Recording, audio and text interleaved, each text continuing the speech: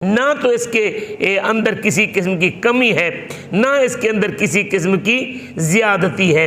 تو حضرات علی وقار، یہاں پر میرے پاک نبی صلی اللہ علیہ وآلہ وسلم کے اوپر جو آیت مقدسہ اتری، نسائی شریف کی حدیث پاک ہے، میرے کریم آقا جان عالم صلی اللہ علیہ وآلہ وسلم کے پیارے صحابی حضرت انس بن مالک روایت کرتے، کانت الجہود اذا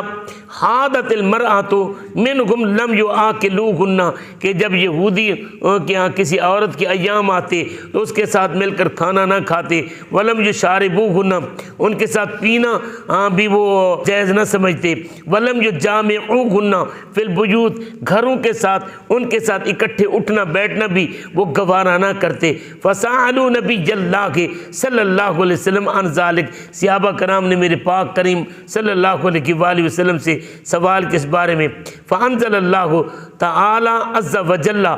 یسألونک عن المحیض، تو اللہ تبارک و تعالی نے یہ آیت مبارکہ اتاری جو میں نے آپ حضرات کے سامنے 222 نمبر آیت کو تلاوت کیا۔ اب اس کے اندر جو حکم ہے ذرا آپ وہ حکم ملاحظہ فرمائیں۔ میرے نبی پاک صاحب لولاک صلی اللہ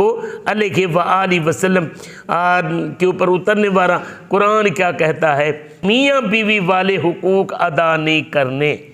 اور یہاں پر یہ ہے کہ ناف سے لے کر گھٹنوں تک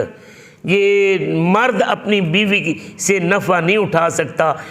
باقی اکٹھے ایک بستر میں ایک لحاف میں میاں بیوی سو بھی سکتے ہیں، بیوی گھر میں کھانا پکائے کوئی حرج نہیں ہے، وہ کپڑوں کو ہاتھ لگائے، کپڑے استری کر کے دے، ہر طرح سے وہ گھر کے کام کاج میں شریک ہو سکتی ہے، حتیٰ کہ یہاں پر میرے کریم آقا جان عالم نبی مکرم شفیع معظم صلی اللہ علیہ وآلہ وسلم کی ذرا حدیث پاک سنیے۔ اماں فرماتی ہیں، یہ سیاستہ کی حدیث پاک ہے، میرے کریم آقا جان عالم صلی اللہ علیہ وسلم کی گھر والی، ہم سب کی اماں، مومنوں کی اماں، اماں عائشہ صدیقہ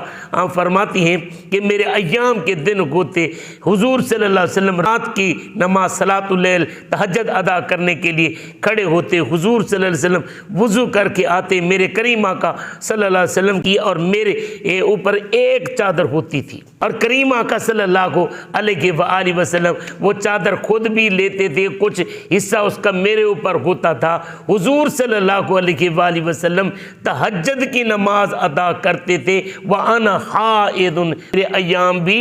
جاری ہوتے تھے۔ اب یہاں پر یہ نبی کریم صلی اللہ علیہ وآلہ وسلم نے ہمیں جو سبق دیا ہے وہ یہ سبق ہے کہ شریعت نہ تو یہودیوں کی طرح اتنا تنگ ہے کہ جناب عورت کے ساتھ تم بات چیت بھی نہ کرو، اس کو ہاتھ بھی نہ لگاؤ، تمہارے کپڑوں کو بھی وہ ہاتھ نہ لگائے، تمہارے ساتھ کھانا بھی نہ کھائے، تمہارے برتن میں پانی بھی نہ پیے، ایسا بھی نہیں ہے۔ اور ایسا بھی نہیں ہے کہ جس طرح عیسائیوں کے اندر ہے کہ جناب وہ کیا کرتے، وہ ہر حال کے اندر، بلکہ ان دنوں خاص دنوں کے اندر وہ اپنی بیوی کے پاس زیادہ جاتے تھے، تو اس سے بھی کیا کیا، شریعت نے منع فرما دیا۔